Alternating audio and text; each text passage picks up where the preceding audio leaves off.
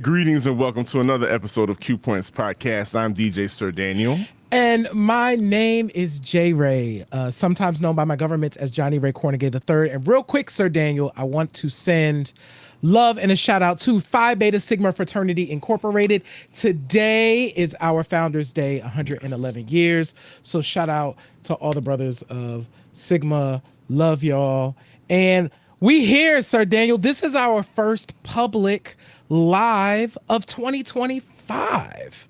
We did a live, but it was a private one last week. Oh, yes. You're like, right. wait a minute, we was live last week? Right, what you talking about? No, but you're absolutely correct. Yes, this is our first live, and because we are the podcast dropping the needle on Black music history, we got to keep shot. We got to shout out to the divine. So shout out to you and your brothers. Yes.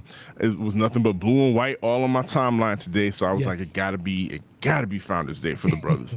And also before we get started, we want to send massive love and just prayers to the people in Los Angeles right now who are, fighting for their lives, basically making sure that they evacuate. If they have to evacuate because of those ongoing fires. I heard something very important today that needed to be said.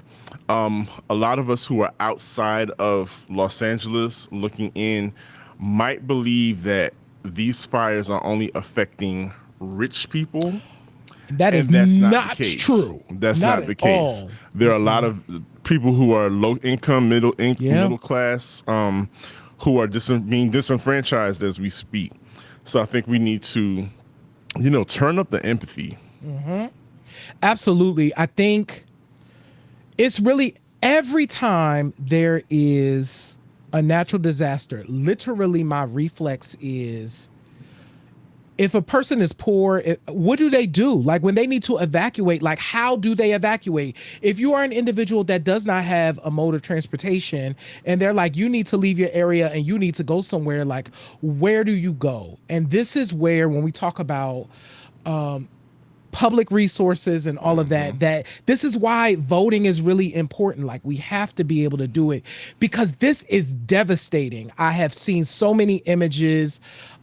We've seen video. I've actually talked to people. So I've reached out to some of our people to make sure that they were good. Now that was yesterday. I got to check in with people today because it's a day by day thing. And so listen, empathy, turn up the empathy because I can't imagine, Sir Daniel. I literally was like, I've never seen anything like this before. I can't imagine what I would do in this situation.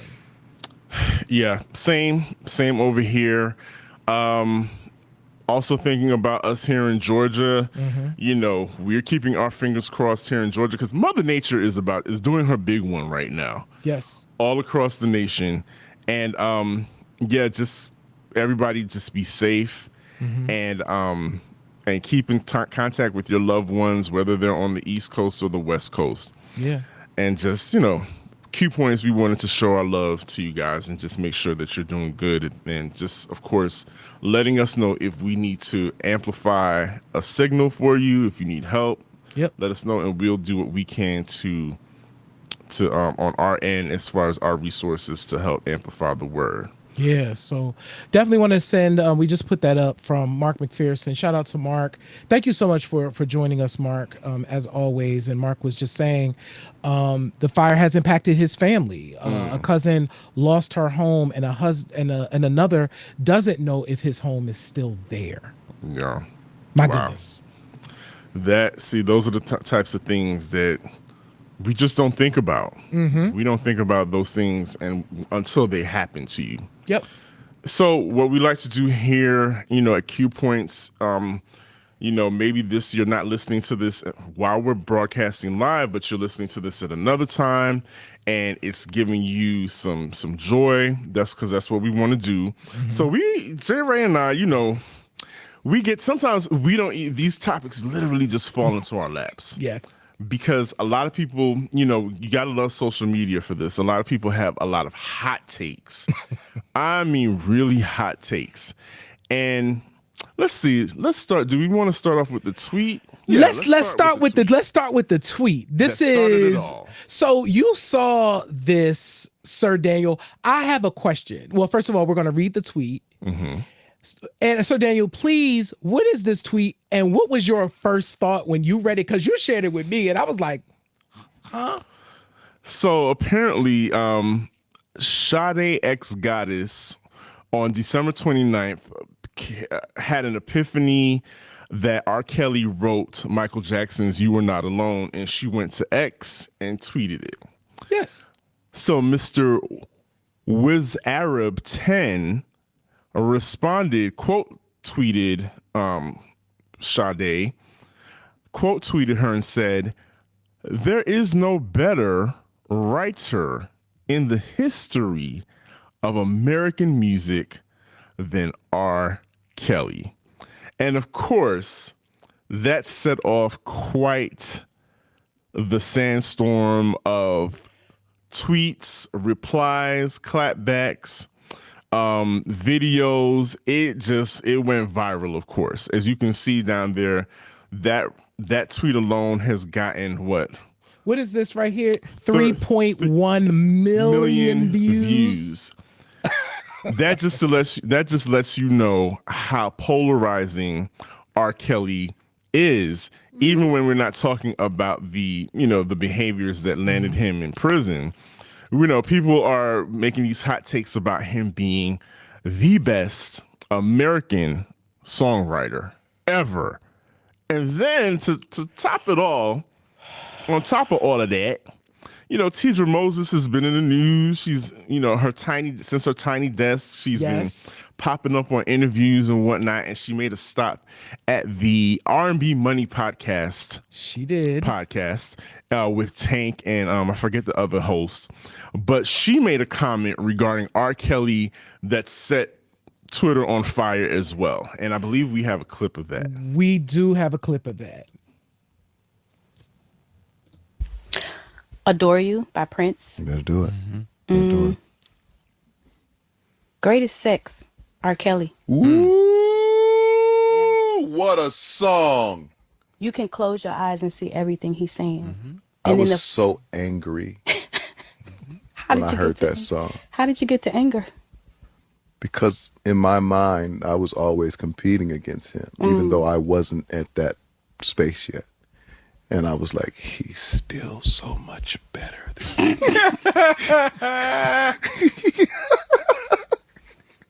The honesty. Here inside what do you say? Inside this bit of mine, I see ceiling fans and you on top of me. If you close your eyes, you see literally everything. can see it. Yeah, everything he's saying. And inside of these walls, there will dwell a Capricorn. Top 5 R&B songs. So, I believe. Okay, so Jerry, what is your reaction to that? And I'll let you know how. Come after you when you. So I think two things can be true at the same time. As someone who has liked a lot of R. Kelly songs over the years, right? I rebuke myself for liking R. Kelly for longer than I should have. And I think I've talked about that on this show, right? I think two things can be true at the same time. I do not think that R. Kelly is the greatest American songwriter. The reason why, by the way, I hovered over Sir Dixon's name is because I was like, is this person like a troll? And then I'm like, oh, he has like 500, and he has like 500,000 followers. So he's not a troll, right? So Tidra and Tank are not off with the greatest sex, especially when you like jump into like lyrics like that and you're like, yeah, like that is well crafted and interesting, and I can see all the things and I get where they're coming from. I don't think it was I don't think all of the vitriol that Tidra got after that was worth it. I also don't think Tidra's responses were worth it either. Many things can be true at the same time. Like, I feel like there's a lot of mess to go around. There's some mess with how she responded. There's some mess with the fact that we're talking about R. Kelly and having to, at this point, and I feel like we have to do this, reckon with his legacy, which is huge and vast. And the fact that I think people be crazy on Twitter when they say stuff like he's the greatest songwriter. I don't think that that's true, but I don't think Tidra and Tank are wrong, but I do think some of the tweets that Tidra made were wrong. It's a lot going on with it. It's a lot. Yeah, I think so.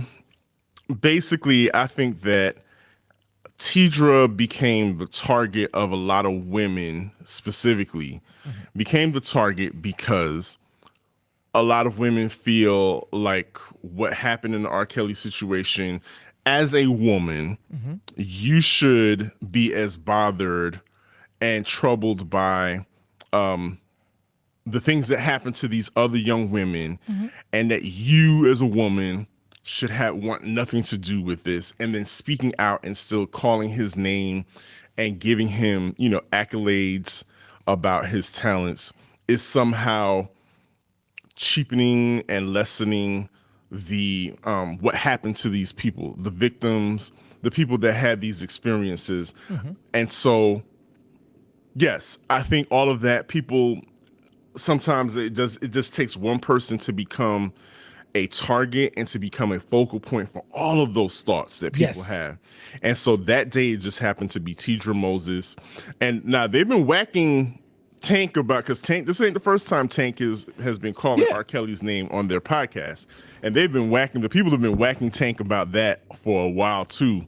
So it's like, so then it makes me think, like, okay, is it worth it?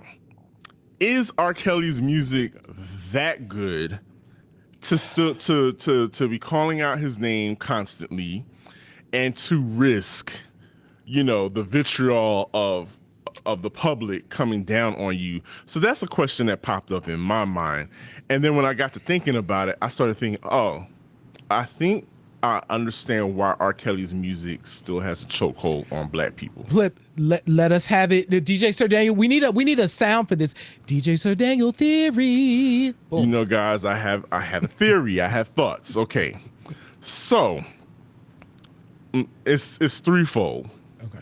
So I believe R. Kelly. I believe I didn't mean to do that show.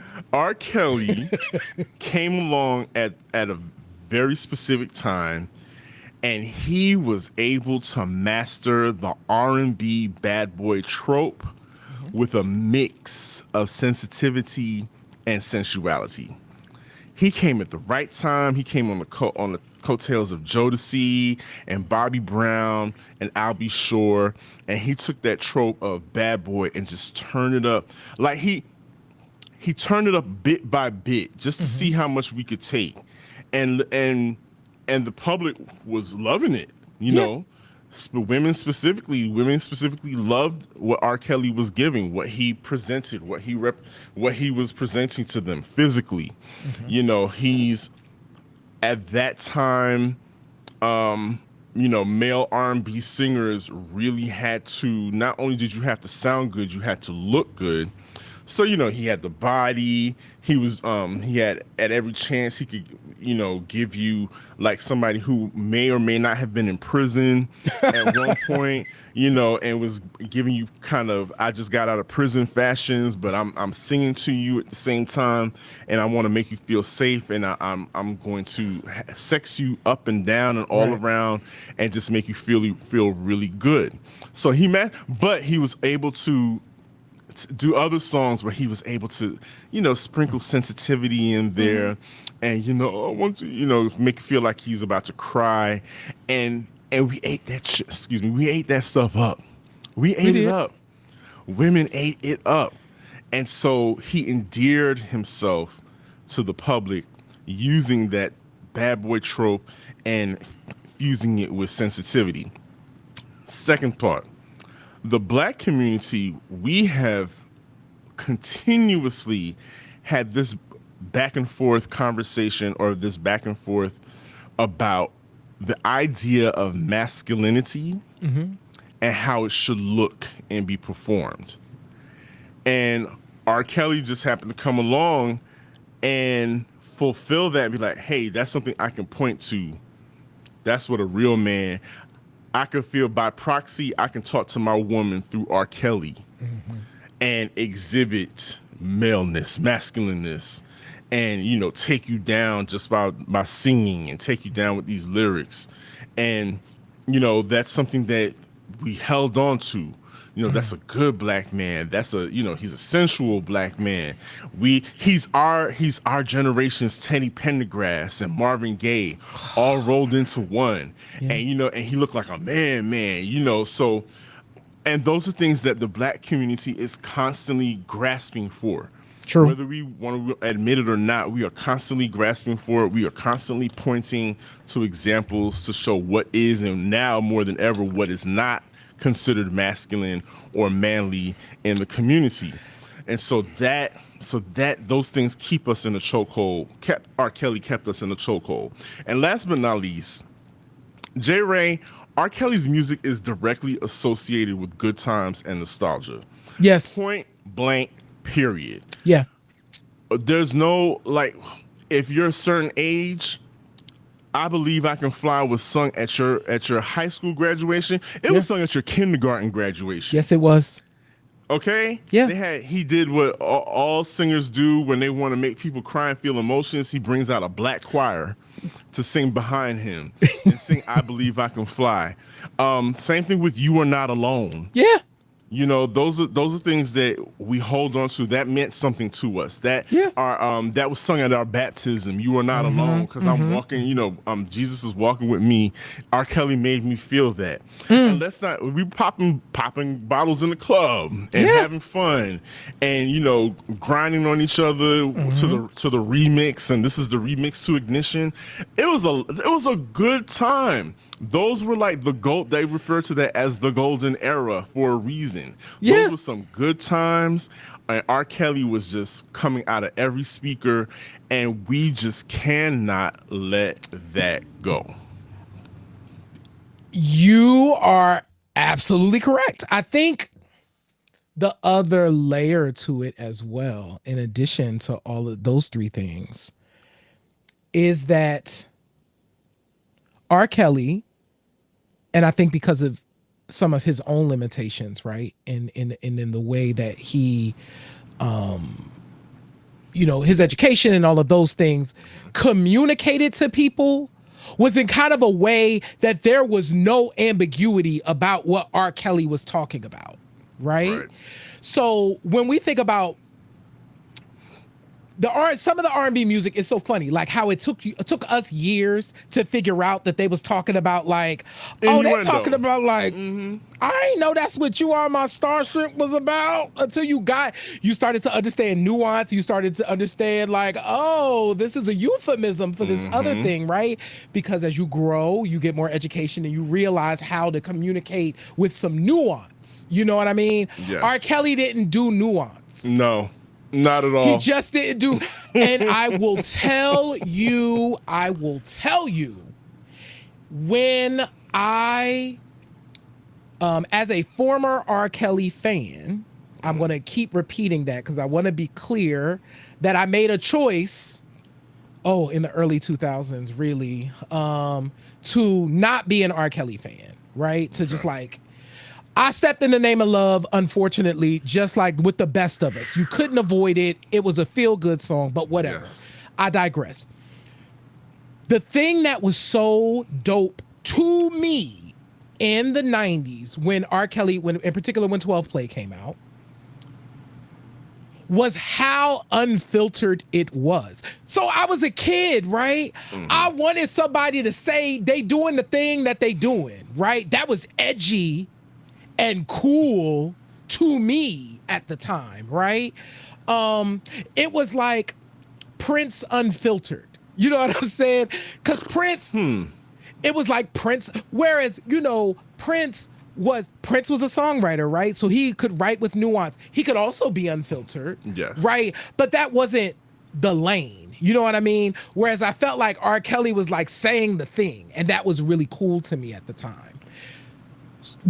Why is that important? I think that is important because we're now at a place where I wish we had more nuance.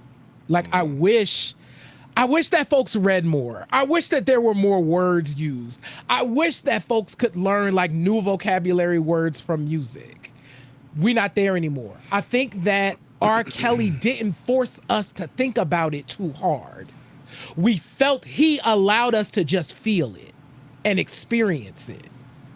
Those are very valid, right? Sure. I also would like to be engaged up here. R. Kelly, to the point, it was feel good. You felt it here, you felt it in your groin, you felt it wherever you was going to feel it. It wasn't necessarily that you had to think about it, you was just feeling it. And I think that is also a thing that made folks love the music that he was making at the time. And is also a thing. It's the good and the bad of it. I think people saw that that he was able to do this, right? Now, not even recognizing that he had all these other talents too, right? So it wasn't just, the lyrics. It was like the music and the composition and all those other things, which were natural talents for him. But I think that everybody saw that and was like, I want to do that. That's great. I want to do that. It kind of left the other stuff alone. And I'm like, yeah, that was cool, but this other thing is cool too. Yeah. Like everything don't gotta sound like 12 Play or the R. Kelly album. I remember, Sir Daniel, and I'm gonna stop in a minute, but I remember when You Remind Me of Something came out. I thought that song was riveting. That dude was literally singing. Y'all, this is who the brother said was the greatest American songwriter. That dude literally wrote the lyrics, "You remind me of my Jeep. Something like my bank accounts. I want to spend it." What's happening? What's happening? And let's not forget the yodeling at the end. Right. The yodeling.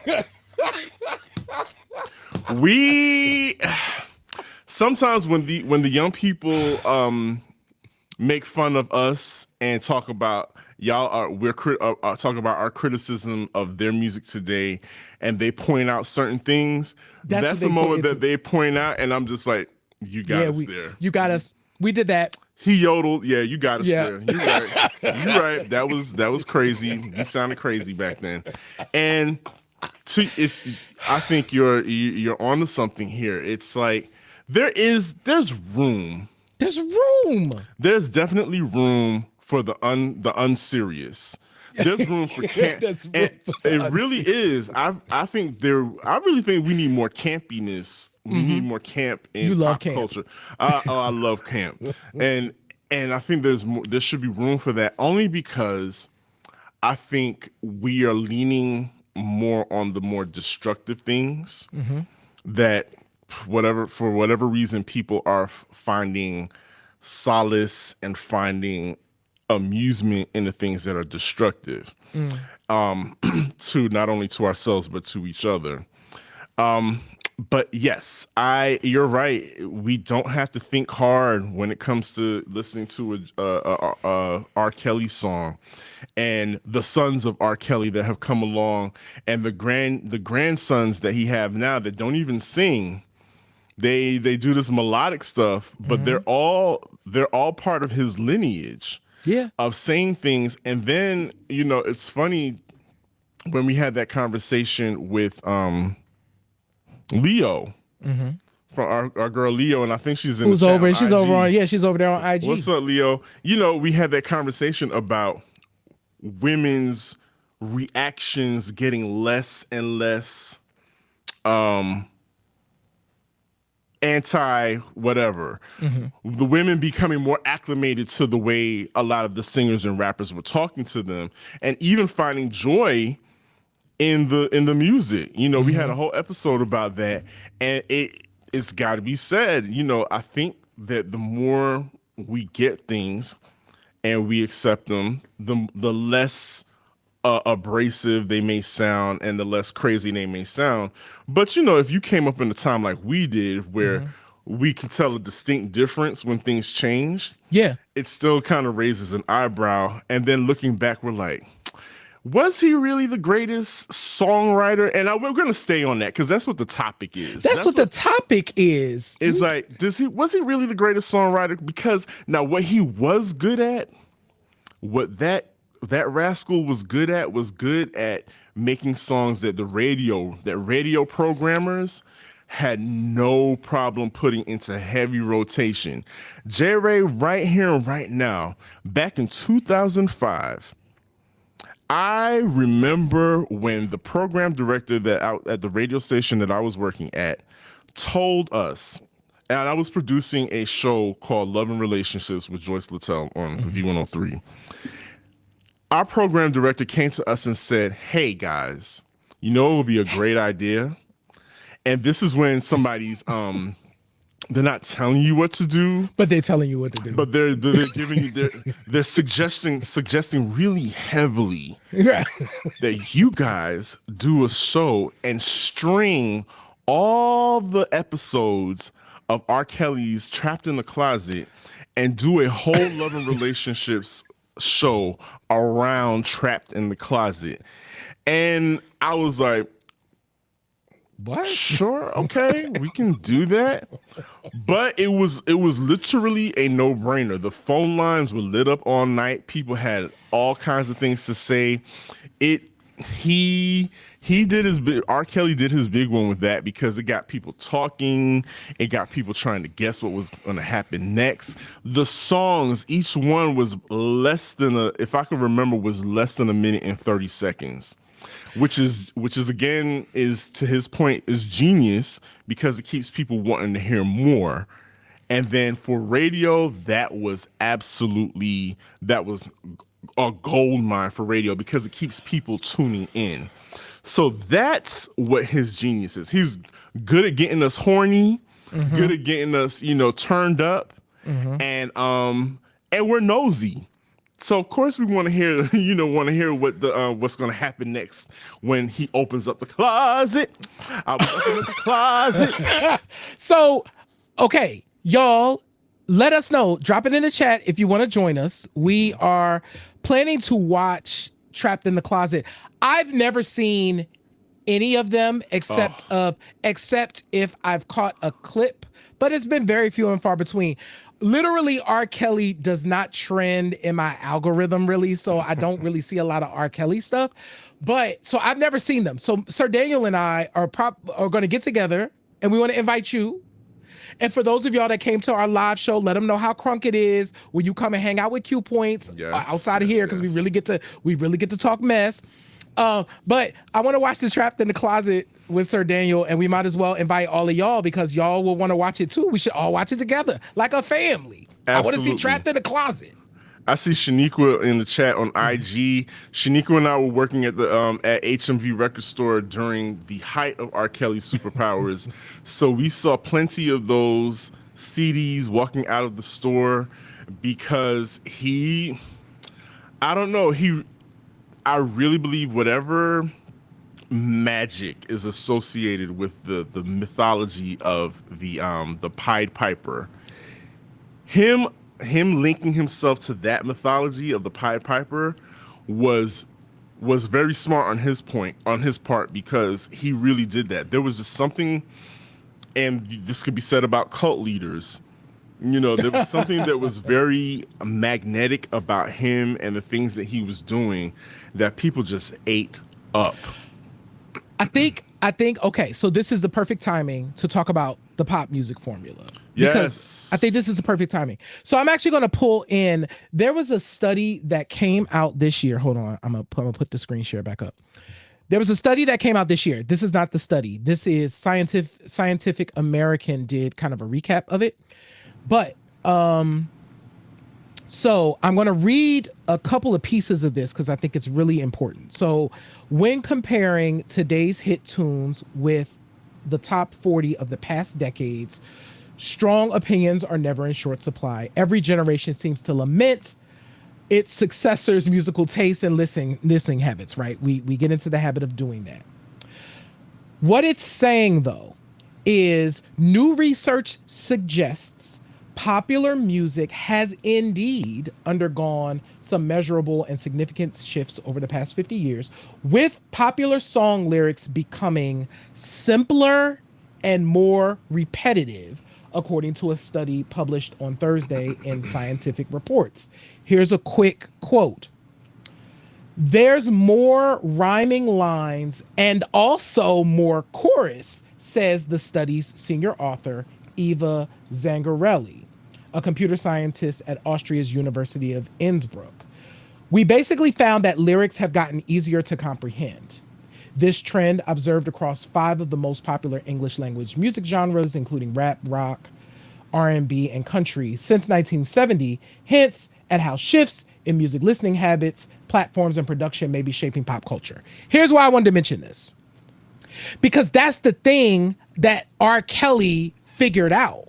Yes. So Sir Daniel and I, before, as we were kind of preparing for this show, pulled the lyrics to You Are Not Alone, which I always thought was just like a beautiful song. And then I'm like, oh, this song only has like two verses. Like the song is all verse. That's vamp. it.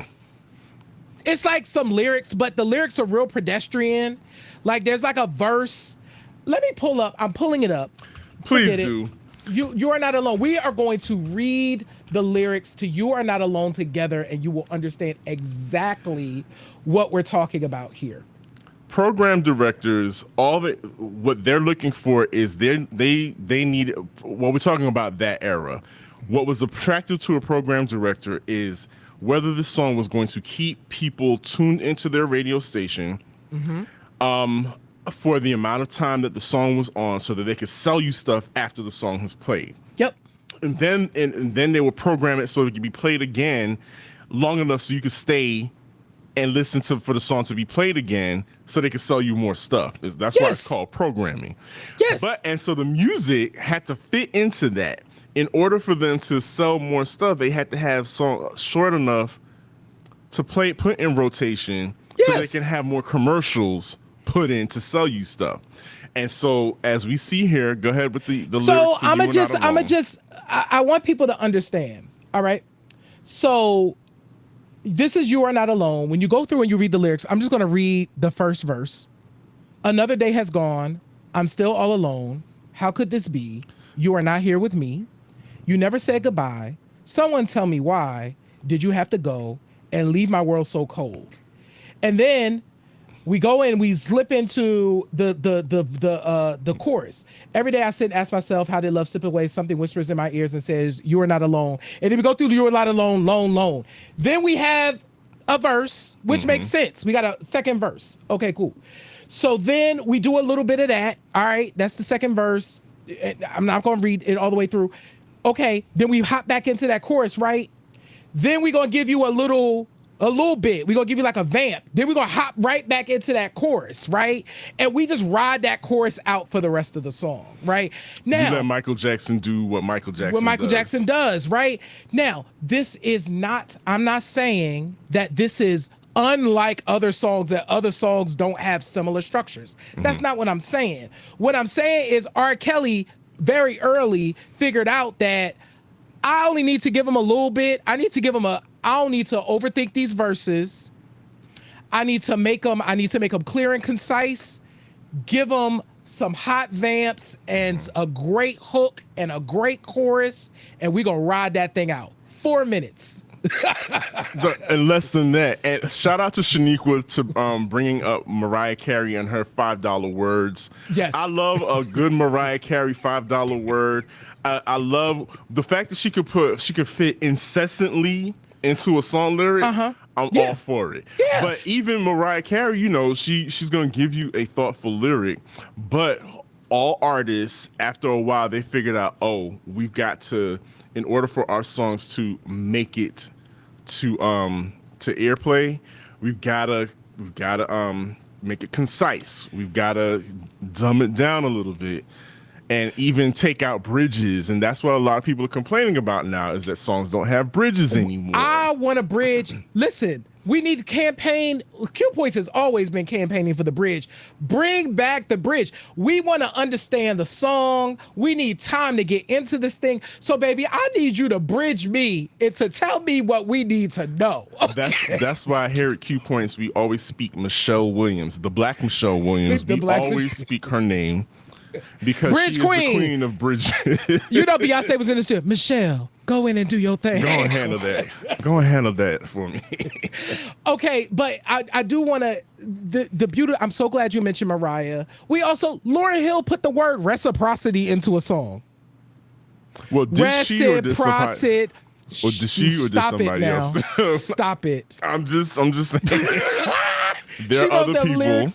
That's a 5-syllable word that you have to sing. You know what I mean? Real quick, J. Ray, we haven't chatted with our buddy in a long time, but Daryl is in the chat on Instagram. Hey! We got to shout out our friend Daryl. We are praying for you out there on the West Coast. I hope you are all good. I saw you post earlier that you're good, and I want to make sure that you're still staying good out there, and we're thinking about you and the whole Los Angeles in this moment. Yes.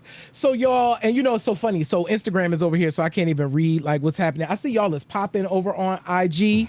But yes, and I see it. Everybody is like, yo, to the bridge, bring bridges back. We playing with these people by not giving them a bridge so that we can really get into these songs. Yes. Okay.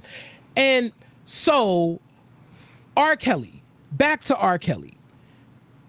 Has R. Kelly proven himself over the years to be he's a good crafter of songs. You know what I'm saying? Mm-hmm. That's undeniable. Like, you can't even undeny that.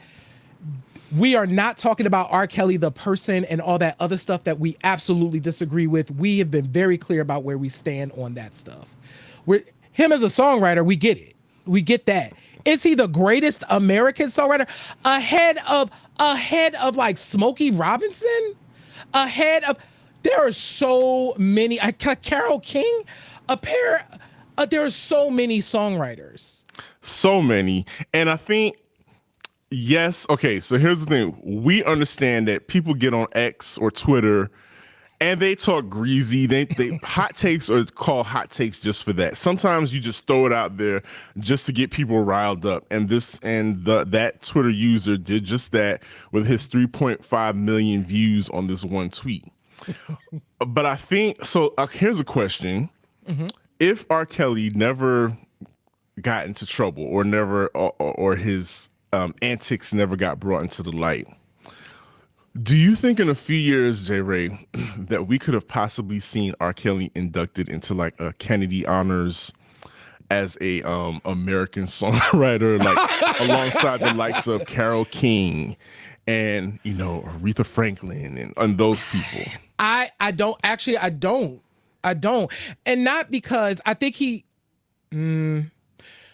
those spaces, I think you have to have more cachet in white world. Not to say that white people didn't love R. Kelly too, because white people definitely did. You can't sell as many records as he did and not have white people loving you too. But I do think R. Kelly was much more of a Black famous star, and he would have gotten whatever accolades in Black culture that we would have given him at the highest level. R. Kelly would have definitely gotten those awards. I don't think you can write the lyrics make the songs that R. Kelly made. I don't think you can make like an Ignition and get like a Kennedy honor.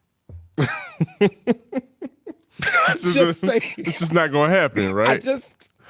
Yeah. I mean, correct me if I'm wrong, y'all. Let me know in the chat, like IG. I mean, can you do y'all? So yes, you all there in the IG chat, all of the chats. Can you see R. Kelly if all of that stuff had not come into the light? Yeah. Could R. Kelly have been inducted into like the Kennedy honors as an American of one of the greatest American songwriters. Now, to your point, Jerry, I do think he was knocking on becoming white people famous. Yeah. When he made a duet with Lady Gaga. Lady Gaga, and I'm going to tell you, I thoroughly enjoyed that song. What was it?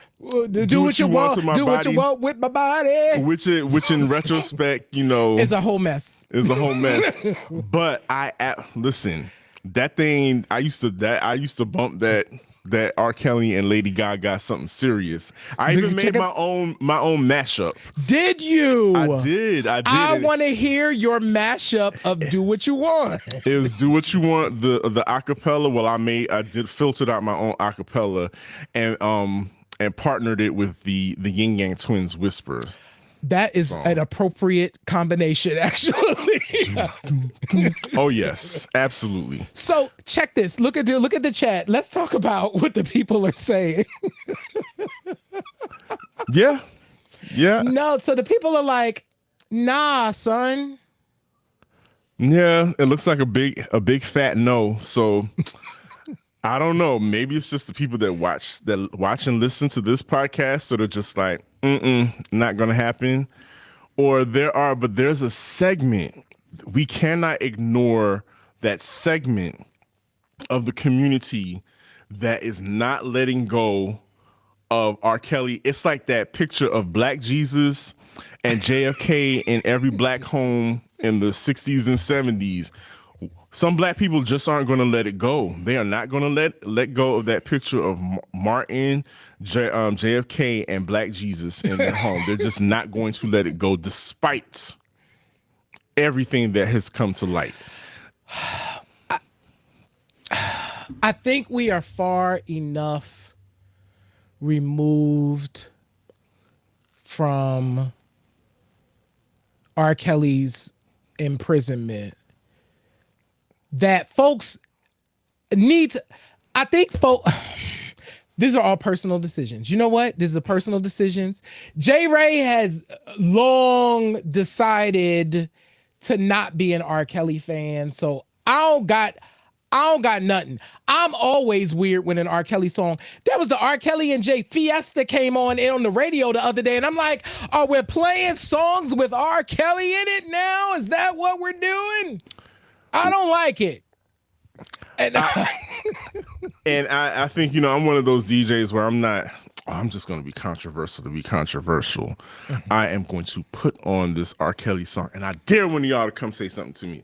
That's not my bag. There's plenty of music around that I can play, old and new, in a set. I don't have to make that a part of my repertoire. Why? Because it just has an ick factor to it to me. You said something earlier that I think is really important. People have to decide what hills they want to make their thing. This R. Kelly thing is not worth it to me. First of all, the despicable things that man has done, I don't even want that type of energy, even though I don't know no R. Kelly. I ain't never met no R. Kelly. I don't want that kind of energy nowhere near me, even though it's just coming through the speaker. I don't want none of it. I don't want none of it near me. And so I do think that people get to make choices about. We decided to have this conversation because we were very confused about somebody saying that R. Kelly was the greatest American songwriter. I mean, ever. That's wild. That is a wild statement to make. That's the reason why we wanted to have this discussion. Mm-hmm. If it was not this conversation, if we did not see that tweet, we probably wouldn't be talking about R. Kelly. Yeah. So Nick Fresh just used a quote on the timeline saying, called the people that are keeping R. Kelly alive, is there still their theme music are like the Hotep uncles, and this is a segment of black men that specifically feel like R. Kelly is a victim of a system trying to take him out systematically because he is a black man and R. Kelly was about to buy Jive Records. And, oh, he wasn't? Well, he's a victim of systematic racism, which is not far. He's a victim of a very bad educational system. Yes. He's a victim of a lot of child abuse. Child abuse and assault and all the things. All of those things. That man has been victimized throughout his whole life. And what do victims do? They tend to victimize other people. That not always. In R. Kelly's case, is what happened. You're absolutely right. Now, trying to put him up, nail him to a cross, why, and make him the savior of R&B.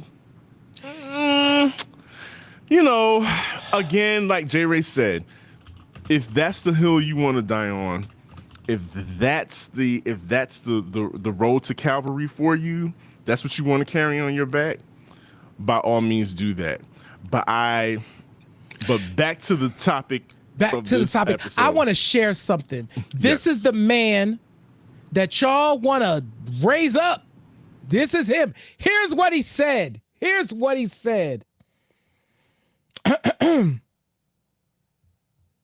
You remind me of my Jeep. I want to ride it. Something like my sound.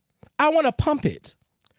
Girl, you look just like my cars. I want to wax it. What? And something like my bank account. I want to spend it. And he repeated it. Mm-hmm. Okay. This is not worth it. It's not worth it. I don't know. I don't think this is an episode where we're definitively trying to say that R. Kelly can't be the greatest American songwriter, because clearly there's a lot of people who still ride for him. I'm saying that. But what we're saying over here, as for me and my house, it's not flying. No, that's cap. And then kids, what they say, that's what the young people say. It's cap. That's not. That's cap. It's a scully. It's a hoodie. It's all of the things. It's not the truth over here. So I don't know. Try again. Try again. I mean, you got. Oh no, I don't. I almost brought up another name, but I don't want to go off into that tangent because he's definitely a son of R. Kelly, and I'm not going to bring that up. Do we want? Oh. Who? Maybe this should be like a pay. Should this be a Patreon conversation? Be a Patreon conversation. Be behind the wall now. Okay. Oh, I mean, we can do that. Y'all want to come and hang out with us again? Well, apparently, we got to have another conversation. I don't even know who Sir Daniel's about to mention. I do not know. Because this person was on the verge of being in trouble also, but that quietly went away. That's all I'm going to say. Okay. That accusation came and went quietly away. Okay. These are things. More to come. So here's what y'all need to do. Here's what y'all need to do to stay up. You see what just happened? There's like a cliffhanger. So please, y'all, thank y'all so much for. I see the chat on IG is going all crazy. Kinds of guesses. It is going crazy on IG, and I love it. Y'all, thank y'all so much for rocking with us. We appreciate it. It is a new year. If you subscribe to Q Points, you will notice that we have new artwork. Yeah. You know what? We got to post that on our IG. We got to post it on our IG because we haven't done that yet. But we have new artwork done by James Dillenbeck. Thank you so much, James, for that. And we're kicking off. We have a new look. We got a look here. We doing some things, moving and shaking. So thank y'all so much for just rocking with us. We really appreciate it. If you can see our faces or hear our voices, please subscribe wherever you are. I want to do a quick shout out. Tree was over and Tree, what's happening? You say good evening, and we want to make sure that we acknowledge you over on YouTube. But thank you. Subscribe wherever you are. Visit our website at qpoints.com. You can check out our blog. You can listen to all of our old episodes of Q Points. And you can shop our store at store.qpoints.com. We love y'all. We appreciate y'all. We sure do. And J. Ray, what do I say at the end of every episode? My mind's, and let me stop. In this life, you have a choice. You can either pick up the needle or you can let the record play. I'm DJ Sir Daniel. My name is J. Ray, y'all. And this is Q Points Podcast, dropping the needle on Black music history. We will see you all in the next go round. Peace, y'all.